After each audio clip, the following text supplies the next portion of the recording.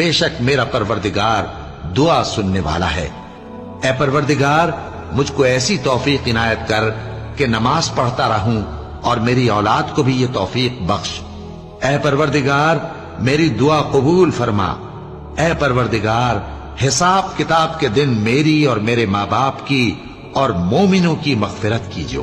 اور مومنوں یہ نہ سمجھنا کہ یہ ظالم جو کام کر رہے ہیں اللہ ان سے بے خبر ہے، وہ ان کو اس دن تک مہلت دے رہا ہے جبکہ دہشت کے سبب آنکھیں پھٹی کی پھٹی رہ جائیں گی اور لوگ سر اٹھائے ہوئے میدان قیامت کی طرف دوڑ رہے ہوں گے، ان کی نگاہیں خود اپنی طرف لوٹ نہ سکیں گی اور ان کے دل مارے خوف کے ہوا ہو رہے ہوں گے۔